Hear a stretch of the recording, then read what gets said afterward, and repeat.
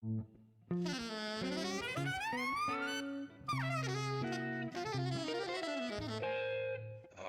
Jazz. I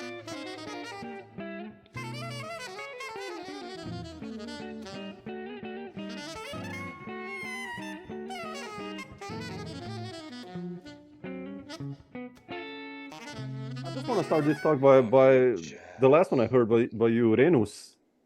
And I mean, I've been following you since way back, like 15 years, and I've loved your compositions, and you know, the entire crew you've been working with. And I want to start this talk by, how do you write? You know, I mean, I've played some with Christian Willinger, with whom you play a lot also, and you know, you're kind of in this vein, which is modern. I don't know what it is. It's really cool. It's groovy, but yet it's so complex. So what's your story when composing, and how do you do it usually?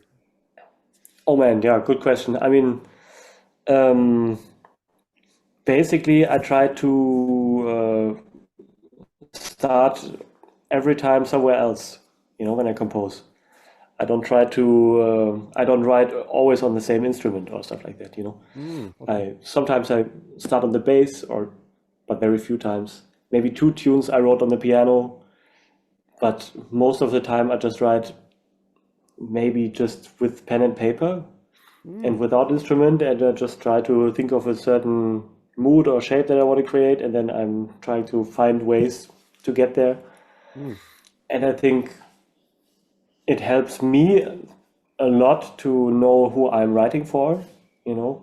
So I know, okay, this guy, he can make shit out of, like gold out of shit from this 3 notes, and the other guy, oh, he can read super well, and I can write complex stuff, and maybe she comes from the classical world, and she's like, you know, so that you can really see what the strengths are of all the members of the band, and then trying to fit this into your process. And for me, it's super important to see that there is no possibility of going into autopilot mode. Yeah. You know, Yeah. for me, it's the danger of playing complex music is that the attitude of playing it can be extremely conservative. So it's super complex, so that means, okay, I'm happy if I just make it through the written stuff, you know? Yeah. And then it's like super, everybody is in his role and in his voice, and the interaction, the risk, and the improvisation is totally left out sometimes, or this is the danger of happening.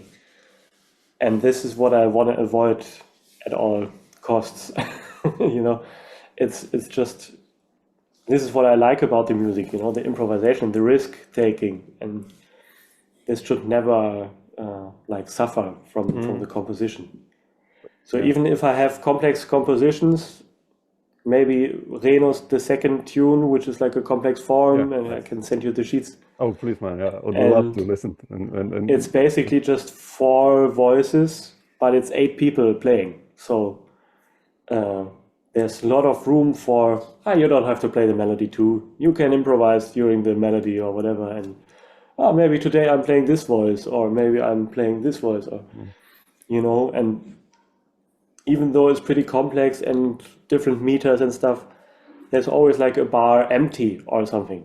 So it's never the feeling of, okay, I'm the trumpet player. If I leave out a bar, I can't do that because then it's gone, you know? So maybe somebody else will play it, it's fine. I can just throw in a phrase here and there, or, you know? So stuff like this. Or the first tune, which is just basically a rubato melody, which is a super simple idea. I think I stole it from Webern. You have this rubato melody, and then each note can be played by everybody or nobody, you know. So you have an ad hoc kind of orchestration. So you have just the rubato melody, and maybe I'm the saxophone player, and I'm not going to play the first note. Maybe the piano player is playing it. And then, okay, the second note, I will play it, and you will play it together with the trumpet player. And the harp player is the only one to play the third note or something like this, Yeah. So it's basically the same old, it's just a melody and you can improvise with it idea, but with a little twist of, okay, I always have to listen who is playing the next note maybe and what's happening around me. And so you can, even though we just played 2 gigs with this band, but you can never relax into autopilot and I will just play this melody and the other guys are doing the rubato noise kind of stuff. So you always have to be on the edge and so just with little tricks like that to keep it fresh and that's also what I want when I get a sheet of paper in my face. Like, is it really necessary that I'm playing this, or can anybody play this because it's like all written out? And not that I'm super special, but just like, okay, will sound the same no matter who plays it, And if I feel like, okay, there's some room for adjustment or like some little freedom here and there, then everybody will play it differently, and that makes it a little more interesting. And then I feel taken seriously by the band leader, like, it's important for me that you are here and not any bass player. Yeah, exactly. Yeah. And that makes a lot of difference, I think, like in the treatment of your band members and stuff. Yeah. So that's a super important aspect. So this, I don't like when it's getting really complex and the attitude is like perfect and it's like ice cold played, and you're like, everything was right, and so there might be a phrase which is too hard for some instrument because I have no idea, with the instruments what is hard and what's not. I just write it and if it's too hard for the trumpet, leave it out. Maybe on the harp it's super easy. She can play it, or it doesn't matter too much. So that you don't get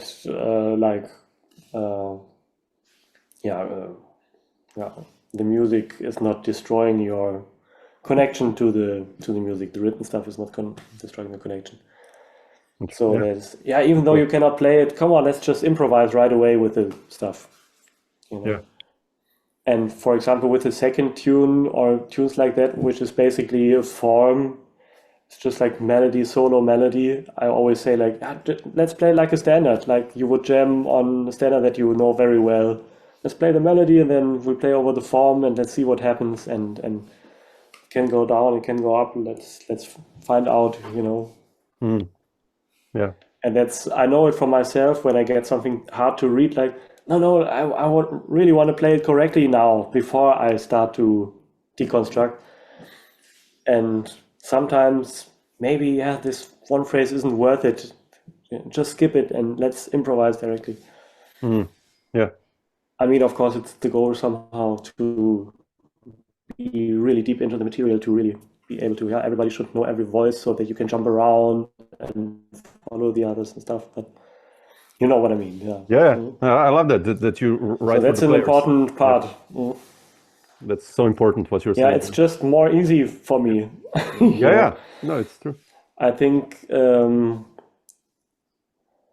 I've never written for a band where I'm not playing the music, where I'm not in, just here, I wrote something, you play it.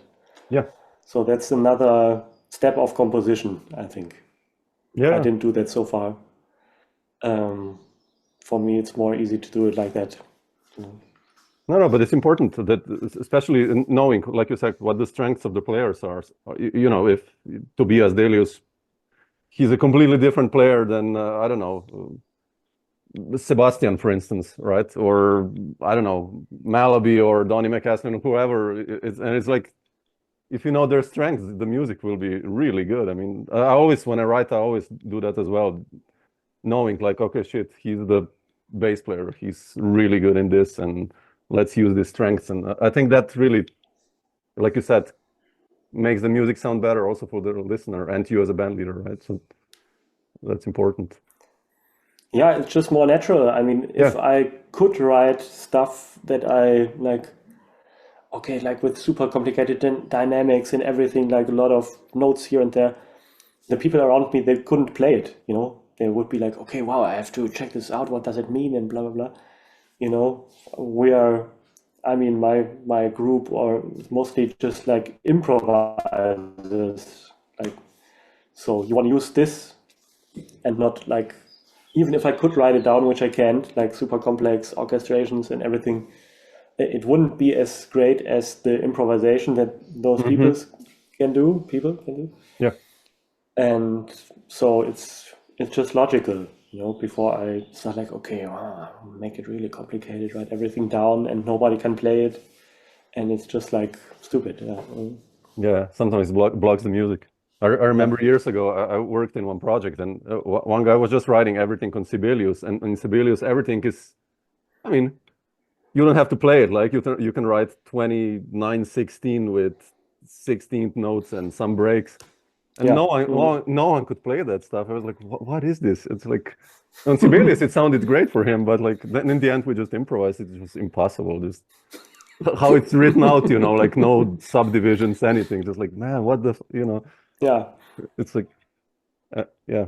Anyway, but where does this, Robert, this complexity yet still come for you and playing odd meters and these structures? I mean, how did you learn that? Obviously by studying and everything, but like, where does this interest come from? Good question. I think it's a little bit just the curiosity of things I don't understand, you know, where we all feel drawn towards, I think, like, okay, what is this, you know? And it might be complex music, or it might be simple music, or like, how do you say, global music, like traditional music from all parts of the world. World music, yeah. Where it's like, wow, I have no idea what's happening. You know, I don't know the instruments, I don't know the harmonic system, the rhythmic system. I have no idea, and it's super inspiring. You know. Yeah. And so it's always like, wow, what is this? You know, and this curiosity to keep it up also and to have it is one of the most important qualities, I think, or to keep it alive a little bit when you get older. And also in old people that I admire, like older people, that's one of the things I look up to. Like, wow, he's like 80 and he's still looking for, can be new ways to play over Stella by Starlight or something, you know? Doesn't have to be like the super abstract stuff, and I think like I was really early on, I was really into free music and free improvisation, and I got in contact with it pretty early, and I still am a huge fan of Bar Phillips and those guys. Sure. And and I thought he had this really nice attitude of playing this kind of music, and wow, it's just playing one note or one sound, and I was like mesmerized and like, how does it go on? Like, what's happening next?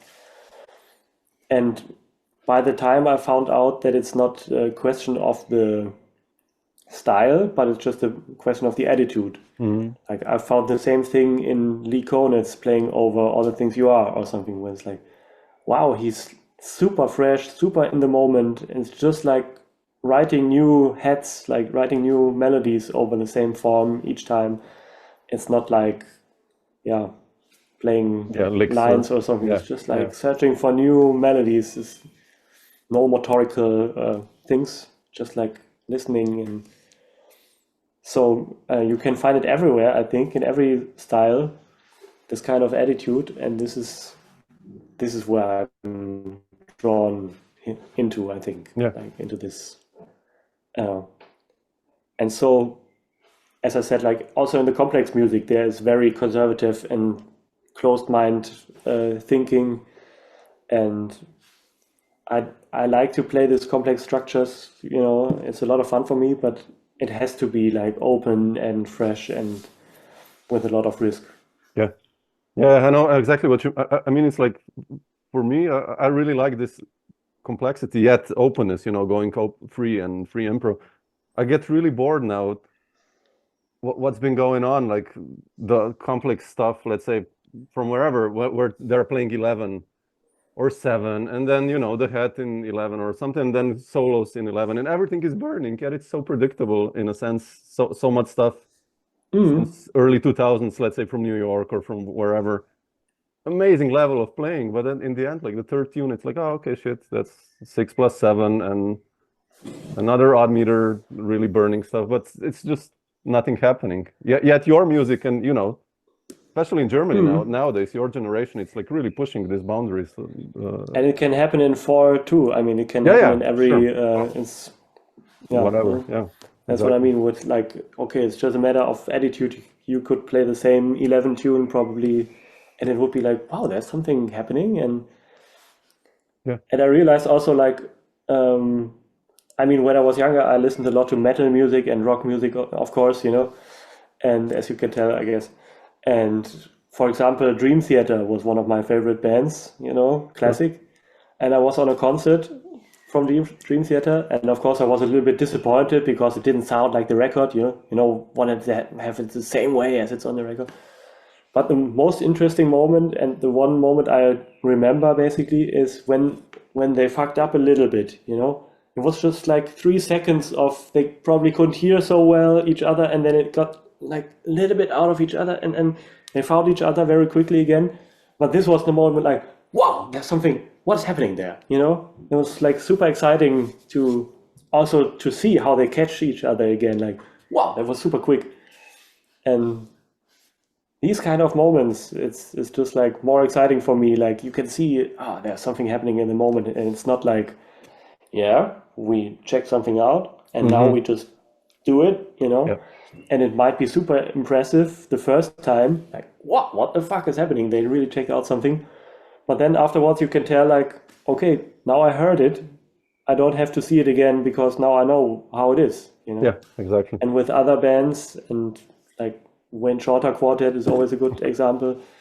Like, I want to go on tour with them, like to listen each night, what's happening today, so I'm drawn more into this kind of attitude of playing. Yeah, makes sense. Yeah. When was you mentioned Dream Theater and Bar Phillips, which are like, I don't think many musicians would name these two in the same paragraph, I'll put it like that, but when was this, which is cool, when was the moment for you, like, especially for, let's say, jazz or improvised music, that you said like, shit, I want to investigate this? I mean, who did you hear or listen to, or how did you get exposed to that music? Yeah, I mean, I'm from a small village, and I didn't have really contact to other jazz musicians in my age up until I got to the jazz conservatory, basically. Okay. So I had jazz lessons before, of course, like double bass lessons, but I didn't really play with people my age in a small combo setting. I mean, we had a big band at school and stuff like this, But so my teacher showed me Bar Phillips when I was maybe 17 or something. Oh, okay. And this kind of perfect attitude of the metal stuff, I was listening to more complex and more complex stuff, and I felt like this is going nowhere, this is just like getting more perfect and more crazy, but then I discovered a little bit this jazz kind of thing, and maybe also like through the funk stuff and whatever, okay, you can have like those kind of harmonies, and you can actually have dynamic in the drums, it's not like every snare hit is the same dynamic and stuff like this. And so I was like getting this, like there's more flexibility and of course the freedom of like, okay, we play the standard, but we can decide each time which tempo and which form, or is it a ballad or is it fast, or we can even switch in the tune without speaking about it. And it's kind of freedom I was missing in this rock stuff, Yeah. And so I first saw Bar Phillips live shortly before I began to study, and this was like a super important moment for me because it was so, what is happening there, I couldn't understand how it works, just Yeah. And interesting. How did you then become part of I mean, you went to Cologne and studied there and became such an integral part of your generation of musicians in Germany. Like, what was the scene back then? I mean, when you started, like, obviously, with Lillinger and with Pablo later and Jonas and all these guys. I mean, how did you enter the scene and playing with these guys? And I think, yeah, I mean, I'm from close to Cologne. I just moved to Cologne to study here, I'm still live here, so I never lived somewhere else, actually. I've just always been here. And Cologne has always a very good reputation of bass players. There was a lot of good bass players here. And back then I didn't think about, oh, there's too many good bass players, I won't have a gig. I was just like, there's great bass players that I can listen to, Okay. I was very naive, and that was good, It's not like, I didn't think like the market or whatever, the business stuff. And so I just went here and, yeah, I mean, Cologne is great. Huh? It's the biggest and oldest jazz education in Germany and stuff like this. So it's a lot of stuff happening, and we have this tradition of Stockhausen and Cajun stuff, the school. And so Pablo and Jonas just studied with me, and Christian Lindiger I got to know in the German youth big band. Oh, okay. There's like this.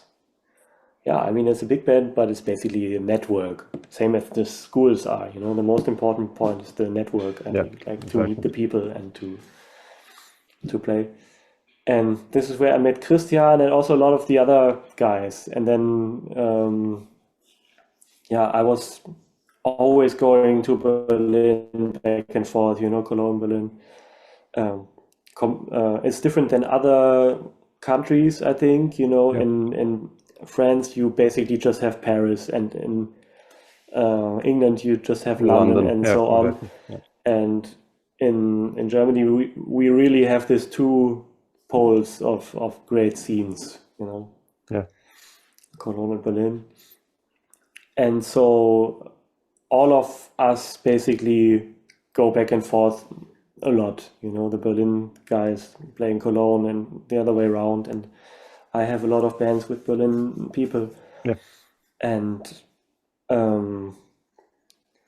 it's basically, I mean, you can't avoid it, it's just like the German scene, and you get to know each other at some point, and then you feel like, oh, this is nice, and then you play together and search together and stuff. Yeah. Mm-hmm. How has the scene changed in your view? I mean, I've been playing in Germany also since like 2004, and I got a feeling that in the past it was so much easier to book a tour.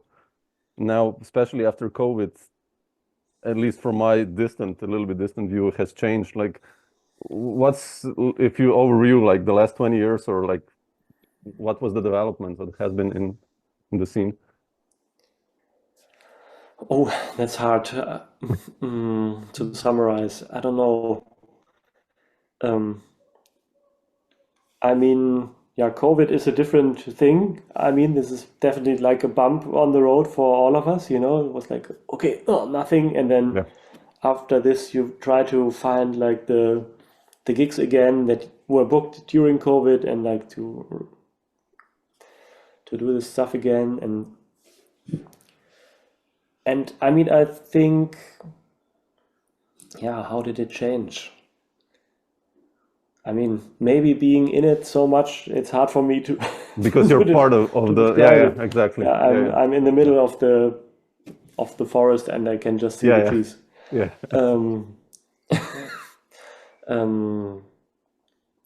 I think like when I started a couple of years earlier, it was way more traditional, of course. There were, I mean, nothing against it, but there were more Americans teaching at the schools, and this was like more passing through. And I think also before our generation, and I don't think it has necessarily to do with us, but it was a little bit more elbow fighting against each other. In Cologne, for example, right now, it's super nice atmosphere. It's like a big, good community, I feel like. And this has changed. I think the musicians are more supportive of each other. I mean, 20 years, of course, like social media and everything changed a lot, which is, yeah, also not too great.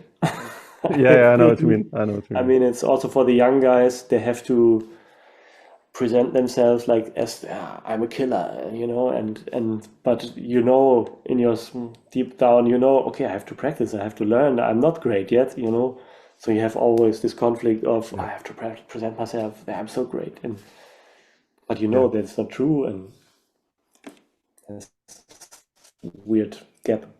Yeah. So there's a lot of interesting dynamics. I mean, I feel like there are a lot of great guys now. I mean, maybe it has become more, I mean, it gets more and more musicians on the scene, of course. I mean, in Cologne right now, the funding increased a lot, you know. There's a lot of good funding systems we have here, which helps a lot.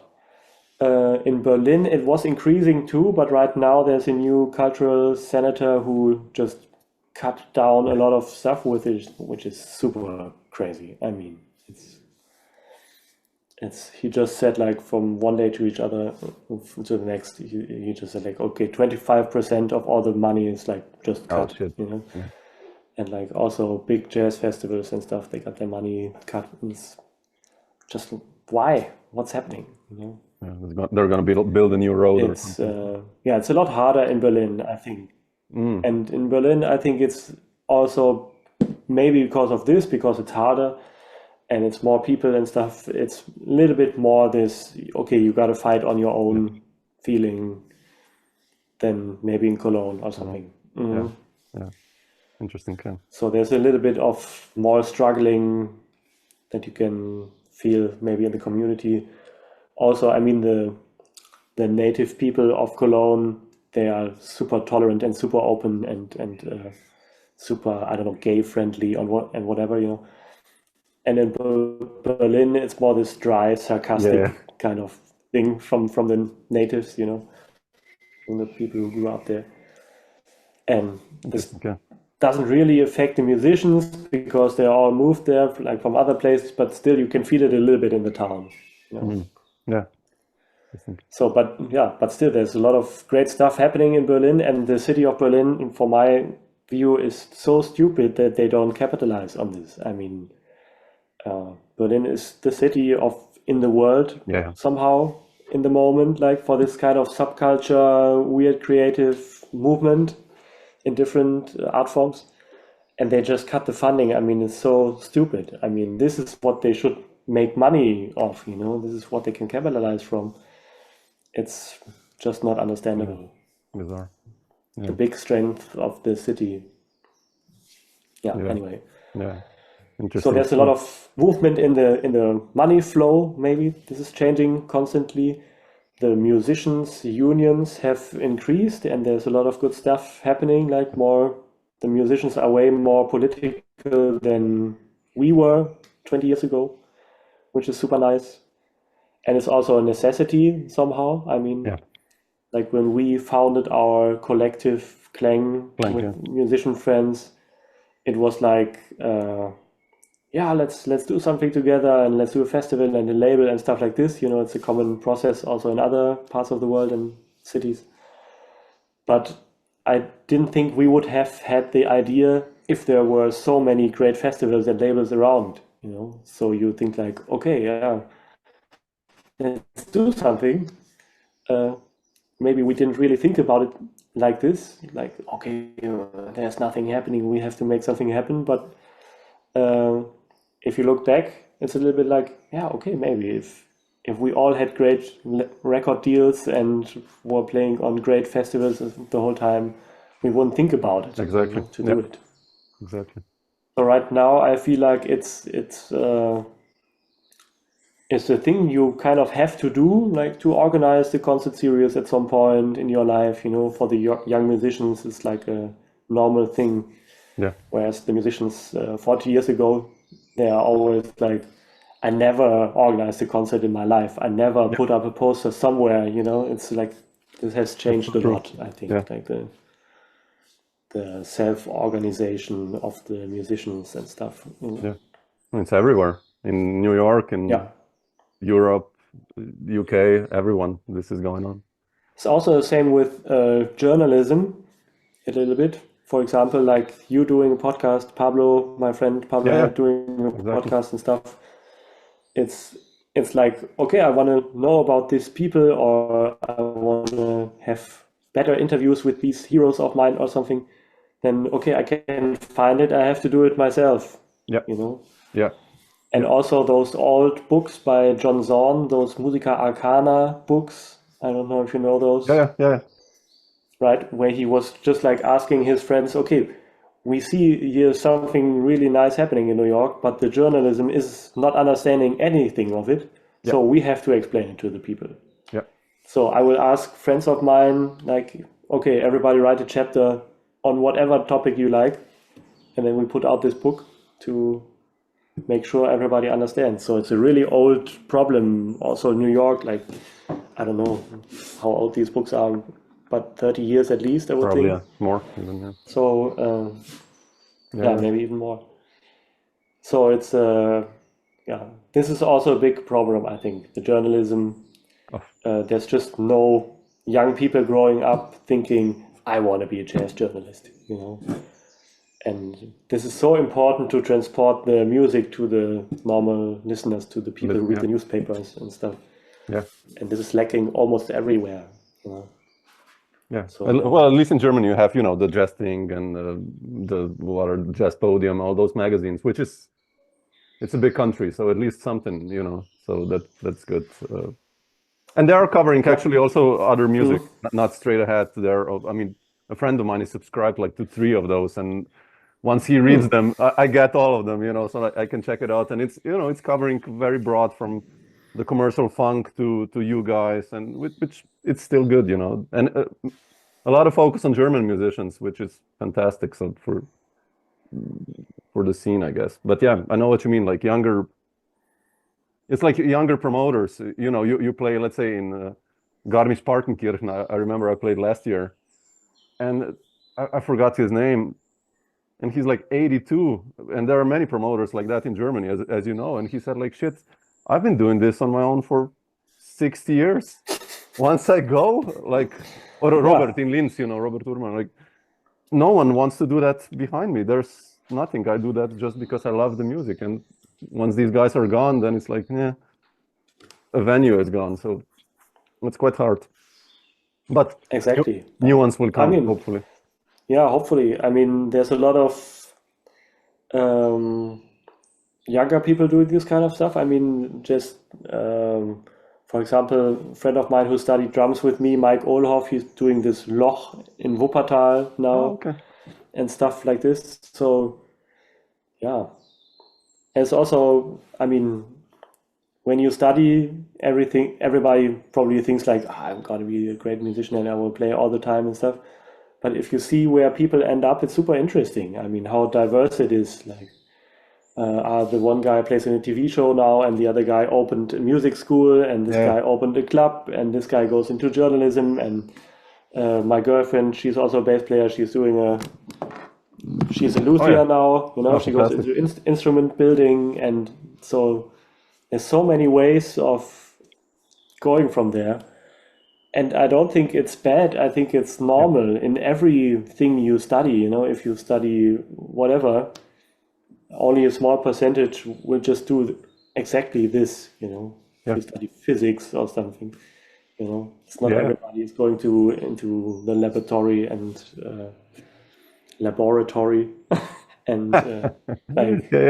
checking out stuff. You know, they end up in managing positions or whatever.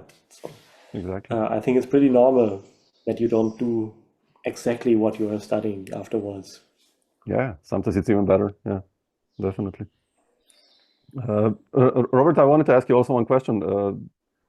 I've talked to Achim Kaufmann like last year, and he's one of those underrated jewels of European jazz, I think, and such an amazing player. How important has he been for you and your connection with him? I mean, Yeah, Achim, I mean, I can see that he's kind of underrated in Europe or something, Yeah. but I think in Germany he is one of our big heroes of everybody. I mean, everybody knows him, and yeah, I mean, he is not great maybe at like self-promoting or Yeah. something, you know. But that's in a way that's also one of his big qualities. He's always like questioning himself and reflecting, and can we do it like this or like this, or so it's maybe sometimes for the outside it's not so catchy. I'm doing this, and it's like bam, you know, and everybody can just like dig in or don't like it, you know. He's more like always searching, and he's one of those guys, you know, always searching. He knows so much music, it's incredible, you know. Another quality that I find in almost all of my heroes or people that are important for me, like they know so much stuff, they know so much music, and they constantly listen to new stuff. And Achim, I mean, he's when we grew up, for example, Christian Lillinger and me, we were both big fans, you know, and then we dared to ask him, you know, Achim, would you play a trio concert with us at the Loft at my series they was doing back then? And then we really liked it, and we did this first Grünen record Yeah, I out of love the those, first man. concert. Fantastic. Yeah. We did this band Grünen, and then we continued to work with him, and it was like, wow, we play with Achim now, you know, it was super nice.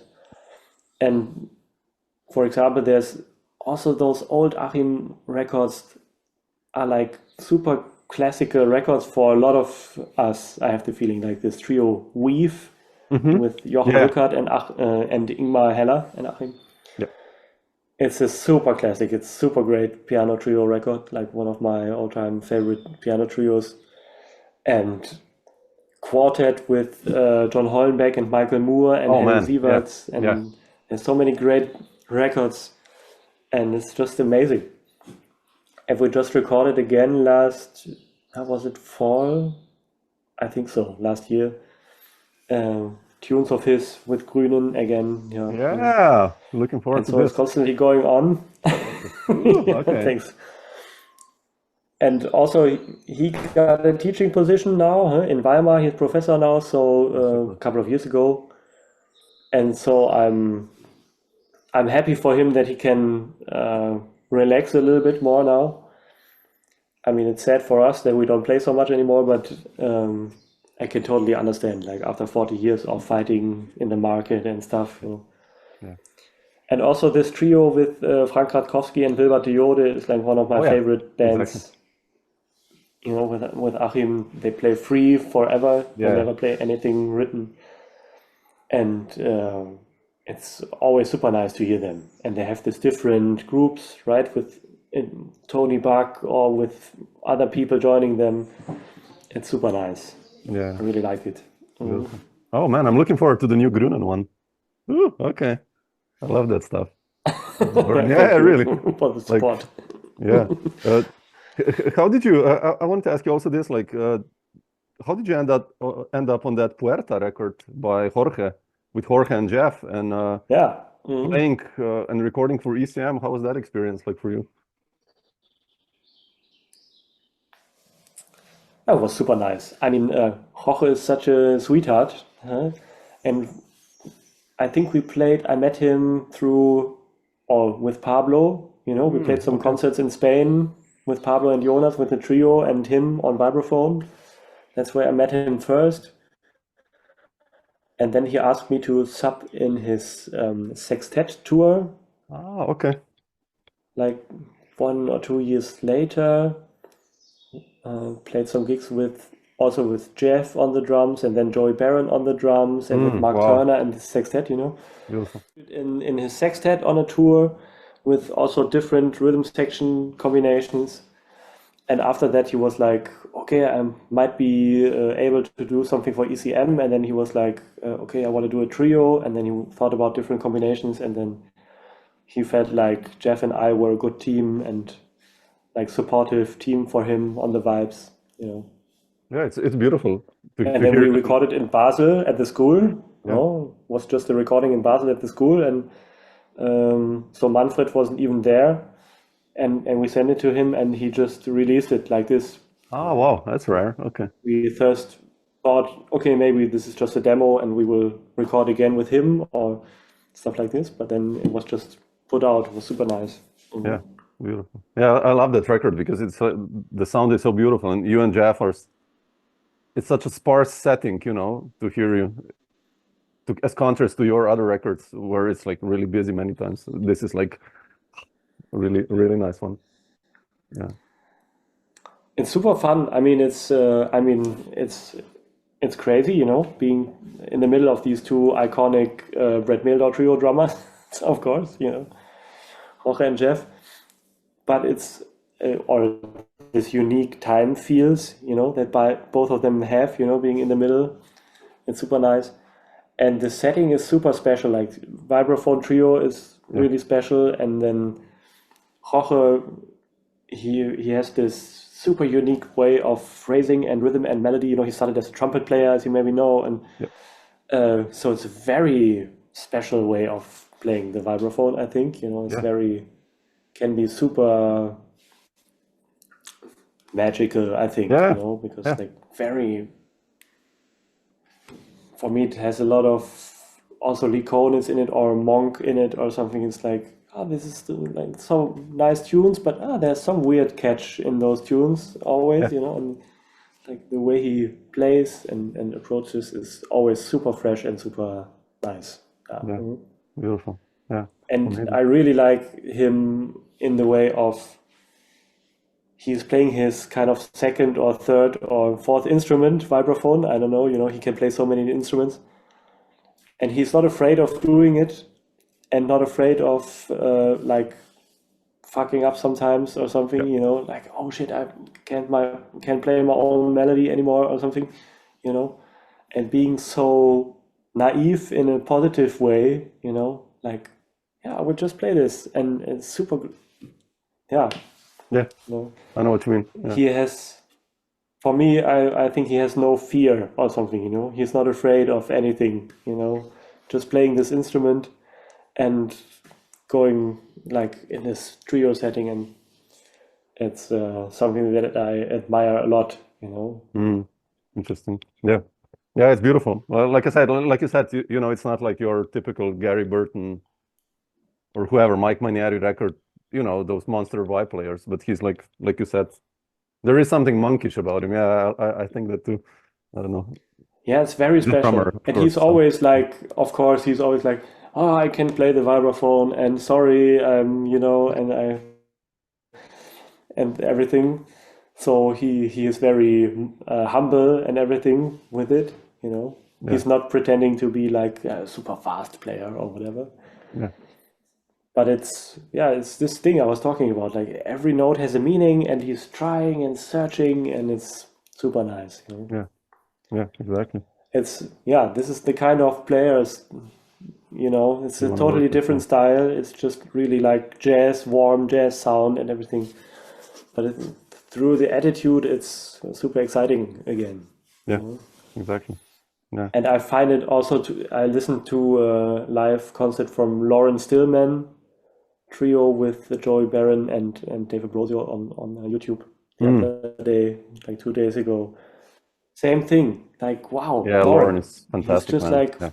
like finding new ways. It's so unpretentious. It's just like searching for creative ways around those changes of those old tunes, and super nice. Yeah, Lauren, man. Greetings to Lauren. We did a tour together like 12 years ago. I had a 2 alto project with John O'Gallagher and Lauren Stillman, and drums and me on guitars, and no bass, and those 2 guys, man. It was just like each of them so unique yet so good. No bass, come on. I know. I know. Stupid, right? No, but yeah, beautiful. But Robert, we started this talk with Rhenus, and what's happening on the band leading department? Have you been preparing something new also there? I mean, is there a new record coming out by you as a band leader, or have you been writing some new stuff? Or? I mean, the new stuff is. I mean, I've did one solo recording in 2009 or something, long time ago. The last couple of years, I've always tried to do the next one, and I've recorded a live concert in a church in Salzburg on in the festival last year. Beautiful. That I probably want to put out. But I also now got a new bass, on this one here. This weird looking pear shape bass, the old bass from Stefano Scodanibio, which is also a big heritage somehow. So maybe I want to record with this bass too or something. So like on the solo bass front, there's always something happening, I'm always trying to record or something. And the other thing would be the trio with Elias Stemmeseder and Leif Berger. We call it Neon Dilemma. It's a trio that's coming out in 3 weeks or something. Yeah, super, man. There's a lot of my tunes and Elias tunes, and this is really nice, I think. Fantastic. It's super fun to play with them. I feel like we have the same kind of working rhythm or something. It's super nice to rehearse with them, and we had a lot of long rehearsals, and it's very intense and super fun. Yeah, he's a great player. Yeah. So it's not really my band, but it's our band, like half compositions. Also live, and some compositions from live. So it's like a collective. Once again, a collaborative kind of thing, with all the advantages and disadvantages, of like, everybody's doing something, which is super nice. But okay, who's responsible is the other question, always. Yeah. These kind of projects. Yeah. Sure. But I hope that we do way more in the future. We just did a couple of gigs in the last years and rehearsed here and there, but we didn't have a record out yet. And now let's see. Fantastic. We can get it to the next level of playing more and stuff. Yeah. Fantastic, man. Super. You have any plans of coming to Austria or somewhere near Slovenia or something like that for some touring or gigging or? Oh, good questions. I mean, Austria. Look at you. You're not in Graz, right? Stockwerk. Slovenia, nothing. No. When have I been to Stockwerk last time? Wasn't that long ago. Must have missed you. Yeah, I usually follow what they have. I mean, it's like half an hour away from me. Okay. Next time I'll catch you. Next time I will tell you. Yeah, let me know. We'll get a beer together or something. So. Yeah, sure. And I mean, Vienna sometimes, of course, like Porgy and stuff, but that's too far away. I mean. Yeah. That's cool. Great, man. I'll leave you a nice, what is today? Tuesday. I had to check the typical, like, where are we? Yeah, it doesn't matter for us. But thanks for sharing some of these thoughts, man. And really nice to hear you talk about it. Beautiful. Thank you for having me. Yeah. Great. I'll send you a link when this is out and everything, so then we can share it and also. Oh, yeah, perfect. Cool. Great, man. Otherwise, man, if you're ever close to Slovenia, drop me a line. We have a guest room here if you want to hang or play or whatever. Just super nice. Yeah, great. Let's do it. Drums here as well, so play with someone. Yeah. Thanks. Hey, all the best. Hope to see you soon.